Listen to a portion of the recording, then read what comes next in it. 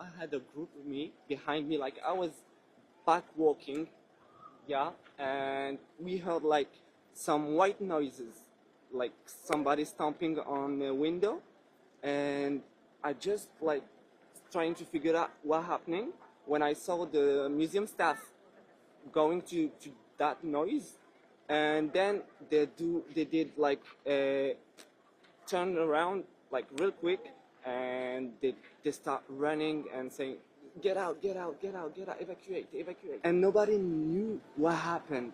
Like we heard the sounds and we didn't have no clue that it was a robbery.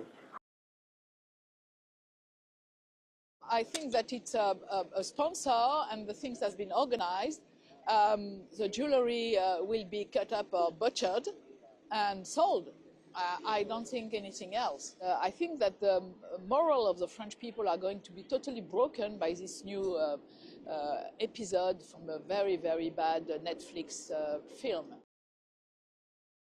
It's a little bit early to draw any conclusions from what happened. We don't know precisely whom and when and how. It does appear that these were extremely well-trained robbers. They planned this meticulously, obviously. We've had such events in other museums. We were informed by a friend of ours, and now we are looking for an alternative, maybe Musée d'Orsay, I don't know.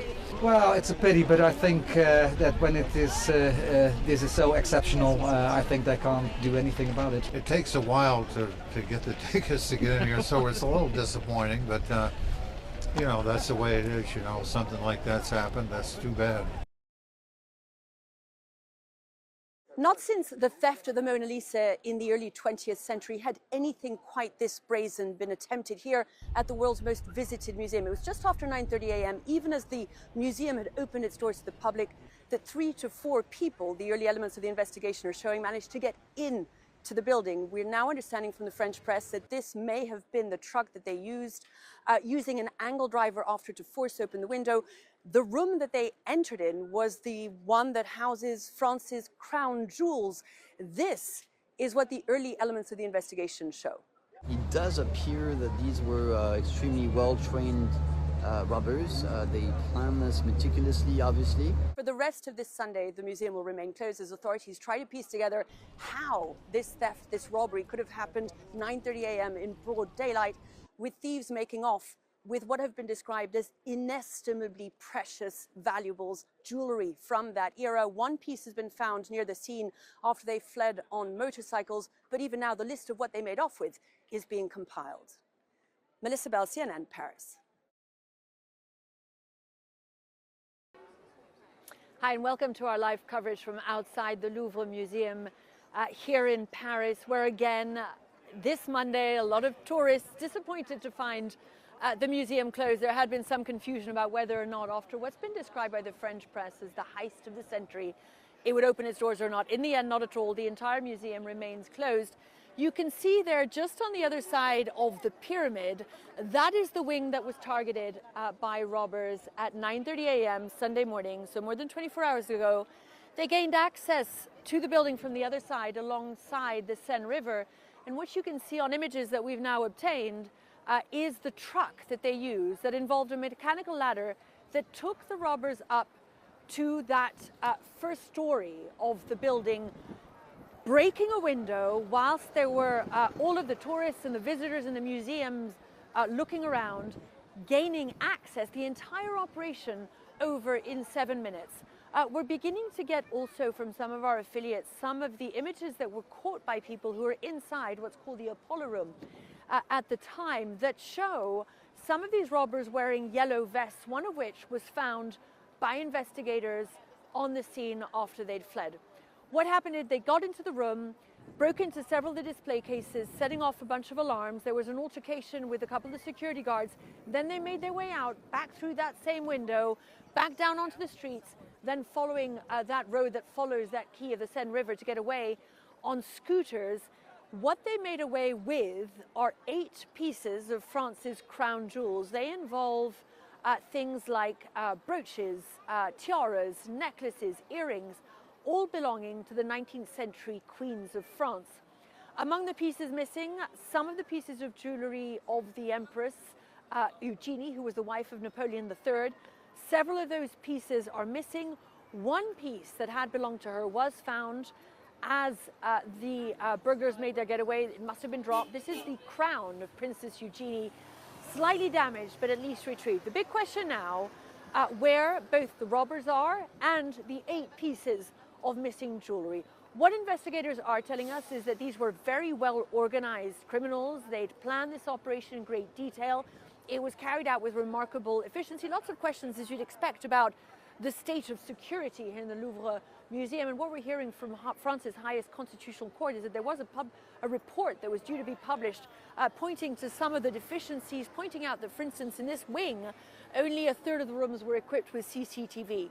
So a lot of talk in the French press about security lapses, why this museum, the most visited in the world, that houses so many of France's most priceless treasures, could have been so badly kept. As you can see, a lot of media out here today following this story, even as the manhunt continues for these robbers. Essentially, French investigators are looking at a couple of theories. We understand, we've been hearing from the Paris prosecutor who was speaking last night about this.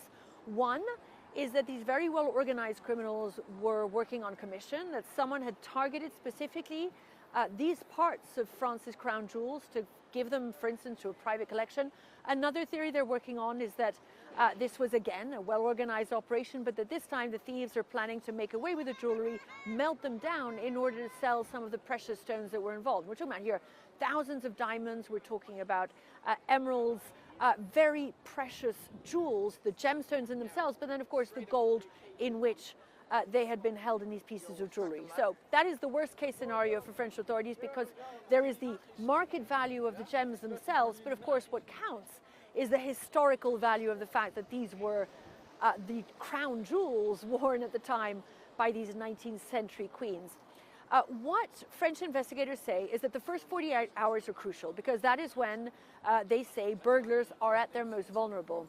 But it has been well more than 24 hours now, no sign of any of these burglars, no answers yet to the question of who might have been behind this operation, just a better sense now of what it is they managed to take, but still a great deal of shock that they managed to make their way into what should have been one of the most guarded buildings in the French capital, that they did so in broad daylight, that they used such rudimentary tools, that they managed to get in full visiting hours when the gallery was packed with people, to get in and to get out and make their getaway on the scooters. That, of course, is the subject of a lot of questions. Already the political class is getting involved, looking at those security lapses, blaming the government, but really all eyes now on whether this manhunt will conclude in the finding of these robbers and their jewels. President Macron has vowed that it will. He said the jewels will be recovered and the perpetrators will be brought to justice. An elaborate robbery and jewelry heist in broad daylight at one of the most famous museums in the world. French authorities say thieves stole priceless jewelry from the Louvre in Paris Sunday. It does appear that these were extremely well-trained robbers. They planned this meticulously, obviously. The break-in happened in the museum's Apollo Gallery, which houses the French crown jewels as well as treasures, including Louis XIV's hardstone vessel collection. The thieves raiding the gallery in just 7 minutes at around 9:30 local time Sunday morning, just 30 minutes after the museum opened. Officials have not yet released full details on the stolen items or what they're worth. The Louvre is the largest art museum in the world, spanning more than 750,000 square feet. The Apollo Gallery is located on the first floor, not far from where the Mona Lisa is hanging. Officials say the thieves entered the museum from the outside using an external freight elevator that was on a truck, then forced open a window to get in. They then fled on motorcycles. Nobody knew what happened. Like we heard the sounds and we didn't have no clue that it was a robbery. The Louvre is the most visited museum in the world, welcoming more than 8.5 million visitors last year. Following the break-in, museum officials ushering out visitors and evacuating the building. The Louvre now closed. It's a pity, but I think that when it is this is so exceptional, I think they can't do anything about it. It takes a while to get the tickets to get in here, so it's a little disappointing. I'm Jen Sullivan reporting. In what appeared to be a professional heist, robbers used a truck-mounted ladder to gain access to the Apollo Gallery, one of the most ornate rooms in the Louvre Museum. They made off with artifacts from the French crown jewels that date back to the Napoleonic era. Well, I think it's the heist of the decade. Art recovery expert Arthur Brand says Napoleon's crown jewels are too hot for the robbers to sell as they are. He believes they'll likely dismantle them. There is gold in it, silver in it, diamonds in it. You can melt down the gold, you can melt down the silver, you can cut the jewels. And if you sell them separately, there is no lead to this theft. New video shows police examining the window thieves entered the museum through, as well as the blowtorch and angle grinder found at the scene. Among the items taken was a diamond and sapphire jewelry set, including a tiara and necklace. Experts say that the chances of recovering the jewels get smaller and smaller as more time passes. I think that the moral of the French people are going to be totally broken by this new episode from a very, very bad Netflix film. The robbery took only 7 minutes, with the suspects fleeing on motorcycles, according to officials. They should have security much better than this. People shouldn't be able to just drive up with a vehicle and climb into a window. One of the most high-profile robberies at the Louvre was Leonardo da Vinci's Mona Lisa, which was stolen off the museum's wall in August of 1911. I'm Ivan Rodriguez reporting. What they care about is converting this into cash as quickly as possible and hiding their crime. So there's a race going on right now with the BRB, the French local police, and to recover these items before they get broken up, because they will melt down the precious metals. They will recut the stones with no regard for the piece's integrity. So then how quickly would that happen as part of the, the scheme of these robbers? I mean, because now you're adding a whole nother layer that perhaps that's why a lot of photographs of the other items are not dispensed, because they may not be on the market in its entirety in whole pieces, but instead in these pieces, as you mentioned, breakdown material. How long does it take to dismantle some of these brooches, to cut some of these gems? Unfortunately, it can be done within an hour.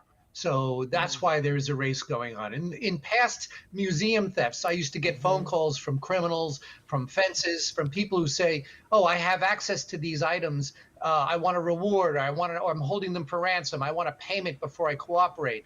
Now what we're seeing is criminals melting things down for the value of the precious metals, recutting the stones to be able to sell them. No one would ever know where they came from. No one would ever know that these were Napoleon III's jewels or the important crown jewels of France.